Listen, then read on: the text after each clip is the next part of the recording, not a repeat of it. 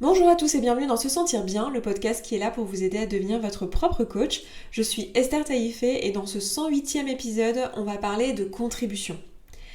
La contribution, c'est quelque chose qui vient assez vite sur le devant de la table, qui vient assez vite sur la table lorsque on parle de développement personnel et lorsqu'on commence à se poser des questions sur son propre développement personnel, qu'on commence à se dire qu'on a envie de grandir en tant que personne, qu'on recherche davantage d'alignement avec nos valeurs dans notre vie, qu'on recherche davantage de bonheur et qu'on essaie de se créer une vie intentionnelle.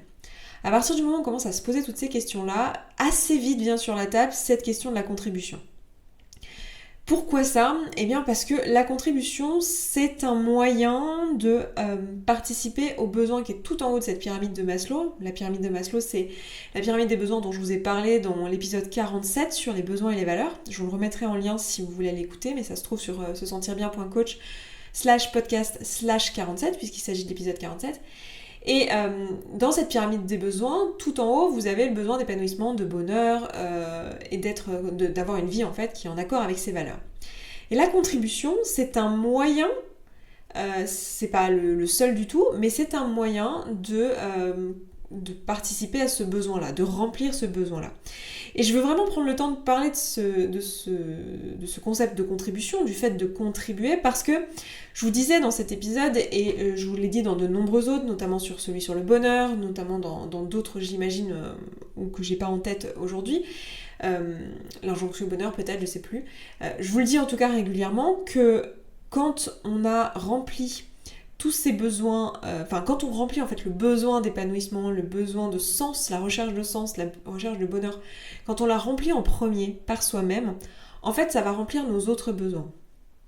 Je vous le disais plusieurs fois que si vous décidez d'avoir une vie qui est en accord avec qui vous êtes vraiment, que vous décidez, je sais pas, de suivre votre cœur et de faire le voyage que vous avez toujours su que vous vouliez faire, ou si vous décidez de faire le métier que vous avez toujours su que vous vouliez faire, ou si vous suivez votre cœur, je sais pas, pour faire de la musique par exemple, si c'est ce que vous vouliez faire, une fois que vous serez dans cette voie-là, en fait, les autres besoins qui vous faisaient peur, qui étaient mis en danger si jamais vous alliez dans cette direction avant, donc tout ce qui était le regard des autres par exemple, ou le besoin d'appartenir à un groupe, tous ces autres besoins-là, en fait ils sont plus pertinents parce que à ce moment-là, vous êtes tellement en accord avec vous-même, si vous voulez, que le regard des autres n'a plus d'importance. C'est-à-dire que quand on va vous dire non mais t'es sûr parce que vous décidez de voyager, et qu'on va vous dire non mais t'es sûr, t'as pas peur de pas retrouver de boulot quand tu reviens, mais en fait ces choses-là vous les croyez pas du tout parce que vous êtes tellement aligné avec le choix de partir à l'étranger, de voyager, qu'en fait toutes les objections que les autres pourront vous proposer, qui d'habitude auraient été problématiques pour vous et auraient suscité un jugement et que vous seriez senti condamné par ce jugement de la part de vos proches, là d'un seul coup ils deviennent complètement impertinents. Donc ça c'est ce qui arrive lorsqu'on décide de remplir en premier et de prioriser ses besoins par le besoin d'épanouissement de soi et de se dire voilà, moi ce que je veux maintenant c'est qu'à partir de maintenant, quoi qu'il arrive, je vis une vie qui est en accord avec mes valeurs. C'est-à-dire que tous les choix que je fais sont en accord avec mes valeurs, indépendamment de mes peurs qui vont peut-être me dire que socialement je vais être mis à l'écart, qui vont peut-être me dire que ma famille, mes amis vont plus m'aimer, qui vont peut-être me dire que je vais être dans l'insécurité émotionnelle, dans l'inconfort ou peut-être même dans l'insécurité financière. Toutes ces choses-là, en fait, je les priorise pas et je priorise en premier ma quête de sens.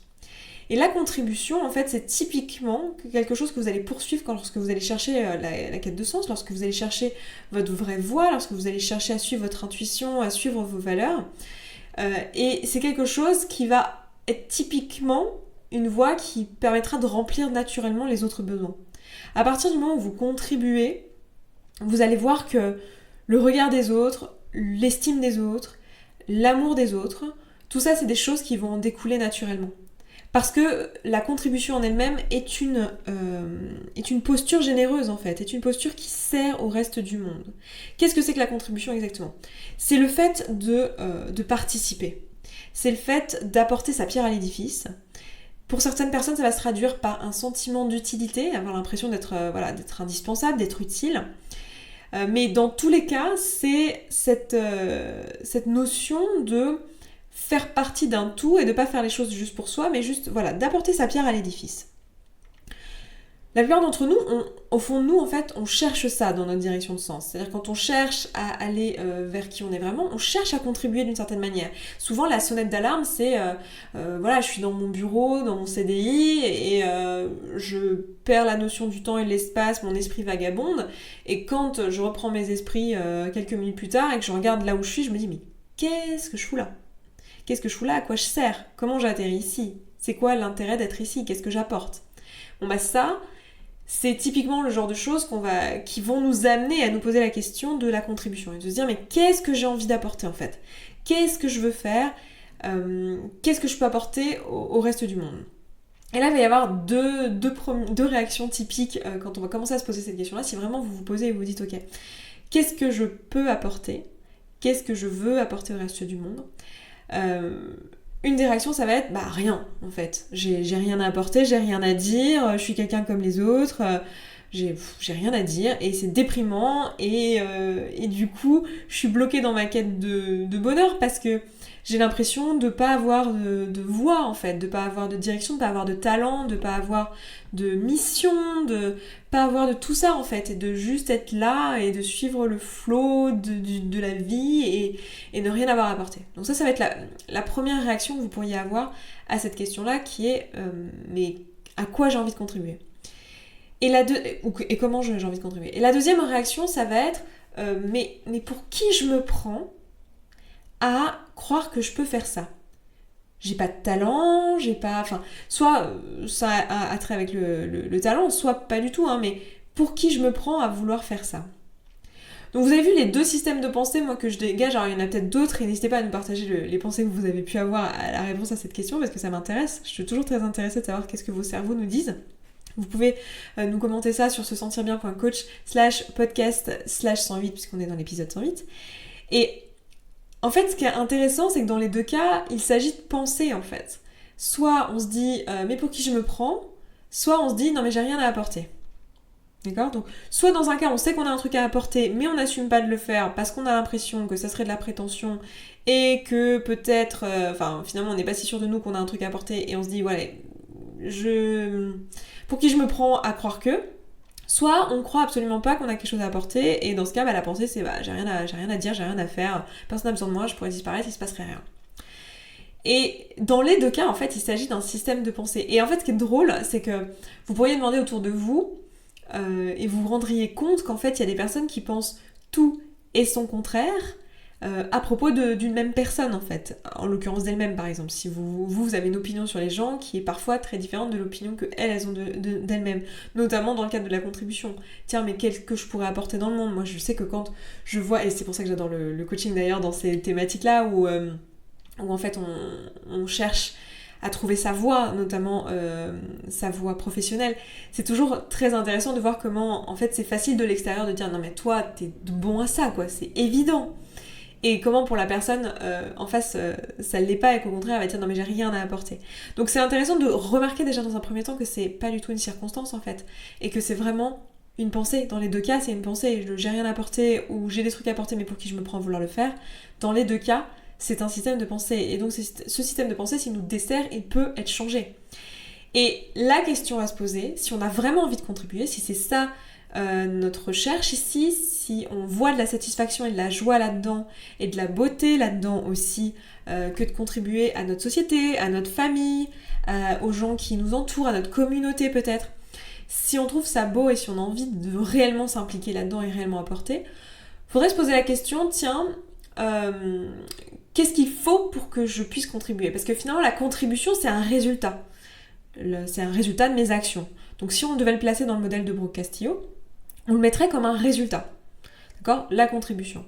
Et ce qui est intéressant de voir, c'est que comme tout résultat, il est créé par un système de pensée. Ce sont les pensées qui créent mes émotions, qui sont à l'origine de mes actions et qui créent mes résultats.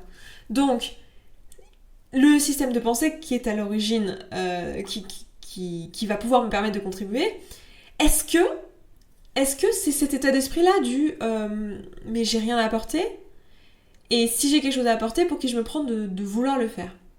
Est-ce que vous pensez que ces deux états d'esprit-là, l'un ou l'autre, soit des états d'esprit qui vont vous apporter la contribution que vous recherchez. Est-ce que c'est ces états d'esprit-là, ces façons de penser-là, qui vont vous créer les émotions qui seront nécessaires pour créer les actions qui permettront d'apporter beaucoup dans ce monde à votre échelle, donc le beaucoup pour vous, c'est pas le beaucoup dans l'absolu, mais le beaucoup pour vous, tout ce que vous avez à apporter, tout ce que vous avez à contribuer.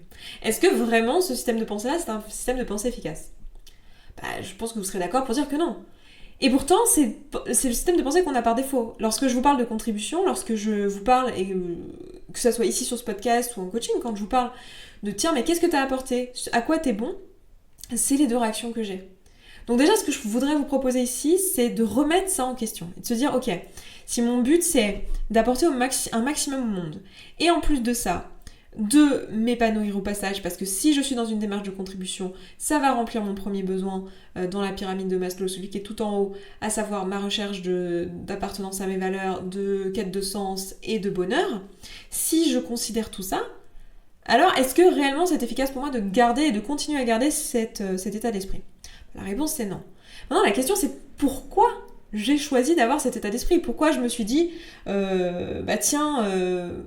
pas de talent et j'ai rien à apporter ? Ou pourquoi je me suis dit si j'ai un truc à apporter, pour qui je me prends à l'apporter ? Eh bien c'est là que va venir en jeu l'ego. L'ego dont on a parlé dans un épisode consacré à l'ego, dont je me rappelle plus du numéro, il me semble que c'est le 80 je crois, peut-être plus, tenez je vais chercher en même temps que je vous parle.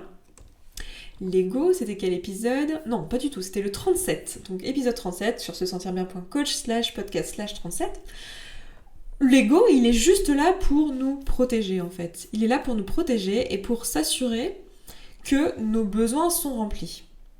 Nos besoins vitaux, les autres besoins. Le besoin d'épanouissement et de bonheur, c'est pas le premier besoin dans la pyramide de Maslow. Donc c'est pas le premier besoin que notre ego a envie de remplir en fait. Donc la raison pour laquelle je me dis que quand même, pour qui je me prends d'eux, ou que mais non, j'ai rien à apporter, en fait c'est mon ego. Ça me sert à quelque chose. Et là, il faudra se poser la question, mais à quoi ça me sert ? Ça, c'est un exercice que je vous donne. Si vous êtes dans cette situation-là, et que vous dites l'une ou l'autre, ou même une troisième chose que je n'aurais pas vue, à quoi ce système de pensée me sert en fait ? Clairement, il ne me sert pas à contribuer, pourtant c'est un vrai désir que j'ai. Mais à quoi cet état d'esprit me sert ? Comment il me sert ici ? Parce que si je pense ça, c'est que ça me sert à quelque chose, c'est que j'ai un intérêt là-dedans. Je le ferai pas sinon, mon ego est pas si idiot que ça, mes mécanismes de défense sont pas si idiots que ça. Si j'ai ce système de pensée, c'est qu'il est efficace et qu'il sert à quelque chose. Pourquoi ? Et vous verrez que la réponse sera certainement quelque chose de l'ordre du en fait ça me permet de préserver mon besoin d'être aimé par les autres, d'être estimé par les autres, parce qu'on a tout un tas de codes sociaux et de valeurs sociales qu'on a développées ensemble, et parmi celles-ci, il y a par exemple le fait de ne pas se mettre en avant, de ne pas dire qu'on est bon, de ne pas être prétentieux, et que quand je me dis « Ah, mais qu'est-ce que j'ai envie d'apporter dans le monde ?» et que je crois au fait que j'ai peut-être quelque chose à apporter dans le monde, eh bien je l'interprète comme de la prétention, comme quelque chose en fait qui est à propos de moi, et comme quelque chose qui me définit comme supérieur aux autres. Parce que quand on parle de prétention et d'arrogance et toutes ces choses-là, c'est vraiment en comparaison aux autres. Sauf que ça, c'est totalement faux en fait. Dans la notion de contribution, et c'est ça vraiment la chose que j'ai envie de transmettre aujourd'hui en particulier, c'est que la contribution, c'est un acte qui n'est pas, tourné vers soi. C'est un acte qui a pour but simplement d'apporter à l'autre et de se servir tout ce qu'on a nous-mêmes inné pour contribuer. J'ai envie de vous proposer la chose suivante qui est que, mais en fait, les talents que vous en avez forcément. Déjà, demandez autour de vous, vous en avez forcément. Il y a des choses que vous faites facilement depuis toujours, depuis enfant, à tel point qu'en fait, vous ne reconnaissez même pas que c'est un talent parce que pour vous, c'est tellement normal que vous pensez que tout le monde fait ça. En fait, c'est pas vrai. Si vous regardez 2 secondes, vous verrez qu'il y a des choses, pour vous, c'est facile, vous les faites tout le temps, depuis toujours, et les autres ne le font pas. C'est pas un truc qu'ils sont capables de faire. Pas tous, en tout cas, parce qu'il y a certainement d'autres personnes qui ont les mêmes types de talents que vous. Demandez-vous, ok, ce truc-là, d'accord, est-ce qu'il est lié à vous ? Est-ce que c'est un truc, pour lequel vous avez travaillé ? Est-ce que c'est un truc qui finalement appartient à la personne que vous êtes ? Ou est-ce que c'est un truc qui est là, quoi qu'il arrive en fait, qui est là indépendamment de vous et qui vous a été donné comme ça, sans raison en fait ? Vous avez cette capacité à, à jouer du piano, vous avez cette oreille, vous avez peut-être cette capacité à écouter les autres, à les comprendre, à une empathie et une sensibilité naturelle. Vous avez peut-être tout un tas de qualités dont vous ne vous rendez même pas compte, qui sont innées chez vous. Et ça, pour moi, ça ne vous appartient pas. Ça vous appartient dans le sens où il n'y a que vous qui l'avez et ça vous est propre, ça vous appartient dans le sens où ça vous définit, je dirais pas ça vous définit, mais ça vous distingue d'autres personnes. Mais ça vous appartient pas dans le sens où c'est quelque chose, en fait, c'est votre devoir de vous servir de ça pour contribuer au reste du monde. Si vous avez un talent particulier, c'est votre devoir de l'utiliser pour le reste du monde. Et c'est pareil pour les expériences, c'est pareil pour tout ce qui vous a défini en tant qu'individu. Tout ça, ce sont des choses finalement complètement subjectives. Et quand vous vous dites « mais pour qui je me prends d'eux ?» En fait, il y a cette notion-là derrière, il y a cette notion de ne pas se mettre en avant, de ne pas se trouver au-dessus des autres. Et en fait, la réalité, c'est que oui, vous n'êtes pas au-dessus des autres, vous n'avez rien fait de plus que les autres pour être bon en piano, pour avoir une oreille exceptionnelle. Vous n'avez rien fait de plus que les autres pour avoir cette hypersensibilité et lire les micro-expressions des autres. Vous n'avez rien fait, effectivement. Mais ça ne change rien en fait que vous avez ce talent. En fait. Et justement, vous n'avez rien fait, donc c'est même pas à propos de vous, en fait. À ce stade, ce n'est pas à propos de vous. Votre boulot, c'est de trouver quel est ce truc qui n'est pas à propos de vous, que vous avez, qui est peut-être lié à l'inné, qui est peut-être lié à votre physiologie, qui est peut-être lié à votre morphologie, qui est peut-être lié à votre corps, au corps physique, j'entends, ou qui est lié à votre expérience. Mais vous avez tous quelque chose qui est là, pour moi, alors le sens que j'ai envie de lui donner, c'est que c'est là pour contribuer au reste du monde, en fait. Vous avez ce talent-là, vous avez ce truc, cette différence, qui pour vous est anodine, qui pour vous n'est pas assez, ou pas grand-chose, ou voilà, à tel point que vous vous dites que, non, vous n'avez rien à apporter. Cette chose-là, en fait, votre devoir, c'est de l'utiliser pour contribuer au reste du monde. En tout cas, c'est comme ça que personnellement je choisis de voir les choses. Et c'est comme ça que je vois la contribution. Pour moi, la contribution, c'est tous un devoir qu'on a. Et il ne faudrait pas négliger l'effet papillon là-dedans. C'est-à-dire que si moi, mon talent ici, il s'exerce à une échelle qui touche pas des milliards de personnes, mais qui touche les personnes qui sont aux alentours de moi, en fait, l'effet papillon, l'effet cumulé de tout ça, il est extraordinaire. Donc mon boulot, ça va être de me demander, ok, comment je peux contribuer et de me détacher de cette pensée qui est j'ai rien à apporter en me disant que j'ai forcément quelque chose et qu'il faut que je l'observe et que je laisse tomber mon ego qui me protège en disant oui mais si j'ai rien à apporter, j'ai rien à perdre, personne va me détester parce que je ne vais pas être meilleur qu'eux, du coup je vais être accepté dans le groupe, du coup je vais pas passer pour quelqu'un d'arrogant et tout ça et tout ça et tout ça. Et là ça me protège. Si je passe au-delà de ça que je me dis non mais en réalité j'ai forcément des choses, des affinités parce que je suis juste un être humain avec des sens et avec des organes et avec toutes les fonctions d'un être humain, donc j'ai forcément des spécificités et si je décide d'utiliser ces spécificités pour les autres, et ben en fait c'est même pas à propos de moi. Parce que ces spécificités, c'est pas moi qui les ai décidées. Et c'est la même chose pour l'autre réaction qui était de me dire que voilà, pour qui je me prends ? Pour personne en fait. On est quelqu'un comme tout le monde, et là, c'est juste qu'on a des choses qui nous sont spécifiques et que ces choses-là, c'est notre rôle de les utiliser pour contribuer. Et le truc, c'est que même quand on a identifié ces choses-là, parfois, il y a notre ego qui nous rattrape et qui veut du moi, me maintenir en vie. D'accord ? Alors, quand on parle d'ego, on parle pas le sens commun de l'ego ou le sens social qui est donné à l'ego dans l'inconscient collectif. Je vous renverrai l'épisode sur l'ego parce que c'est un épisode qui est vraiment charnière. Donc, si vous ne l'avez pas écouté, allez l'écouter. C'est pas de ça dont on parle. Ce qu'on parle, c'est l'ego au sens auquel on l'entend ici. C'est cette partie de nous qui nous protège et qui me dit je suis en danger. Mon Dieu, moi. Et ici, la manifestation souvent de ça, c'est que quand on a vu qu'on avait un talent, qu'on a vu qu'on avait quelque chose à apporter, une idée par exemple, et ben on veut absolument la protéger, se l'attribuer, la garder comme une chasse gardée pour soi. Alors qu'en réalité, on oublie en fait que ça ne nous appartient pas.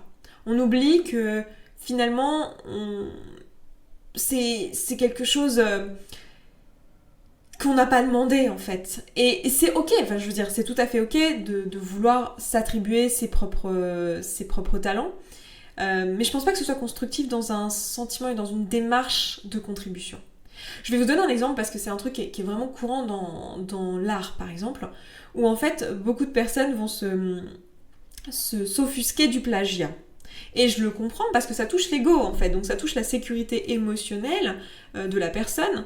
Ça met en danger et ça met en danger une partie de l'ego de la personne. Donc c'est normal que ça la touche. Mais c'est intéressant de voir que ça touche l'ego en lui-même et que en soi, c'est pas dans une démarche de contribution. Si je suis un artiste, que j'ai un talent particulier et que je décide de produire une œuvre et de la mettre publique, de la rendre publique, de la donner, en fait, pour moi, en tout cas, ça ne fait pas de sens de vouloir la donner, mais de se la garder quand même. Je la donne, mais je la donne pas vraiment. C'est-à-dire que si les autres l'utilisent, si les autres la reprennent, eh ben, je la reprends immédiatement, comme si elle était à moi. Donc en fait, j'ai pas vraiment donné, j'ai pas vraiment contribué, j'ai pas vraiment accepté de donner. Et donc j'ai peut-être contribué dans le sens où j'ai apporté une pierre à l'édifice, mais cette pierre, j'ai quand même mis mon nom dessus et c'est la mienne. C'est pas complètement généreux comme acte. Il y a une part d'ego qui reste. Et moi, ce que j'ai envie de vous proposer, c'est que si vous voulez être au maximum de votre épanouissement de vous et de votre bonheur, c'est de contribuer au sens le plus large du terme. C'est-à-dire de vous dire, ok, je donne, je contribue, je me sers de mon talent, de mes talents pour donner, mais ce n'est pas à propos de moi en fait. J'ai pas besoin qu'il y ait mon nom, j'ai pas besoin que ça soit moi. C'est un travail qui est difficile, hein, évidemment, parce que l'ego est là pour nous protéger, hein, il n'a pas du tout envie qu'on fasse ça. Mais ce que j'ai envie de vous offrir ici et de vous montrer, c'est que si on fait cette démarche-là, le bonheur, il est beaucoup plus élevé. Parce qu'en fait, le sentiment de contribution l'est aussi. Parce que si je suis pas dans cette démarche, je vais reprendre l'exemple de l'artiste, mais si je suis pas dans cette démarche de ne pas vouloir qu'on réutilise mon œuvre, mais qu'au contraire, je crée généreusement. Il y a plein d'artistes qui font ça sur internet et je trouve ça magnifique et moi ça m'émeut parce que pour moi la contribution c'est une valeur tellement importante que ça m'émeut, mais qui produisent des images libres de droit, des sons libres de droit, qui vraiment n'y attachent aucun ego du coup, qui juste contribuent. Est-ce que vous voyez l'effet papillon que ça peut avoir ? Est-ce que vous voyez l'utilité, la réutilisation, la réattribution, la tonne de valeur que ça peut apporter dans le monde par opposition à quelque chose sur lequel vous auriez posé votre nom et pour lequel vous auriez voulu absolument que ce soit vous et vous-même et juste vous. Et j'ai envie de vous inviter dans ce podcast à faire ce travail-là et à vous poser la question pour vous-même. Et c'est une question qu'on me pose souvent, on me dit Esther, quand tu développes des outils et qu'il y a d'autres gens qui les utilisent, est-ce que c'est un problème ? Est-ce qu'il faut mettre ton nom ? Est-ce que tu veux, parce que je trouve ton outil très bien, j'aimerais bien l'utiliser. En fait, pour moi, les idées, déjà j'ai rien inventé, je réinventerai rien, je considère en tout cas que j'invente rien. Et les idées appartiennent à tout le monde en fait, c'est une contribution au monde. Les idées, c'est quelque chose que tout le monde peut se réapproprier. Et alors, bien sûr, respecter les droits d'auteur lorsqu'un auteur ne souhaite pas lâcher prise sur son ego, ça le regarde et c'est son droit. Mais en l'occurrence ici, sur ce podcast, c'est pas du tout la démarche dans laquelle je suis. J'ai pas du tout envie... Enfin, j'ai envie que les gens se réapproprient les outils. J'ai envie que les gens les réutilisent et les utilisent à leur sauce et rajoutent des choses dessus parce qu'il y aura encore plus de valeur de distribuer. Et c'est vraiment ça, la contribution pour moi. Et j'ai envie de vous inviter à vous poser la question, ok, sur quoi je peux contribuer en fait ? Où aujourd'hui je peux contribuer ? C'est là que vous apporterez le plus de valeur, c'est là que vous serez vous-même le plus épanoui, c'est là aussi que vous créerez le plus d'argent et donc de possibilités pour vous. Parce que j'imagine que pour vous, si vous êtes entrepreneur en tout cas, et que vous êtes dans cette démarche de créer de la valeur, le fait que cette valeur se transcrive en argent, ça va être important parce qu'il va falloir vivre en fait de votre activité.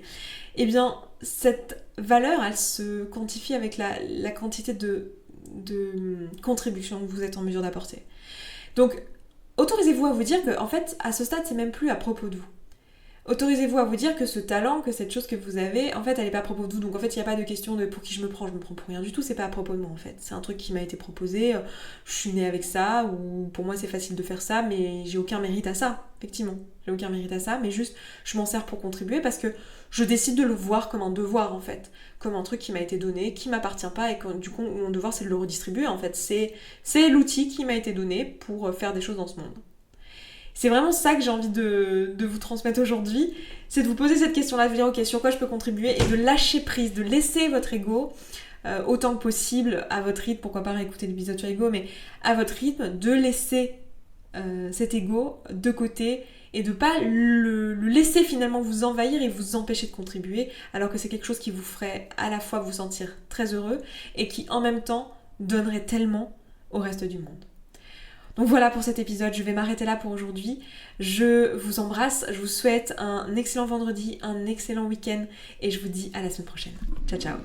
Merci beaucoup d'avoir écouté ce podcast jusqu'au bout, je suis vraiment contente qu'il vous ait plu. Si vous avez envie d'aller plus loin, d'appliquer tous les outils et que vous voyez que dans votre vie vous le faites pas en pratique et que vous auriez bien besoin d'un petit peu de soutien, eh bien sachez que vous pouvez rejoindre la communauté. La communauté, c'est l'ensemble des auditrices et auditeurs de ce podcast qui appliquent tous ces outils et qui s'entraident. Et moi dans cette communauté, je vous partage tous les jours un petit podcast de 5, 10, 15, 20 minutes maximum qui vous aide en fait en levant tous les doutes et toutes les difficultés que vous rencontrez au fur et à mesure et qui répond aussi à vos questions. Si vous avez envie de nous rejoindre, eh bien c'est sous forme d'abonnement. Je vous laisse aller voir ça se trouve sur sesentirbien.coach/communauté. Vous avez le lien dans la description de ce podcast. Je vous dis à tout de suite là-bas.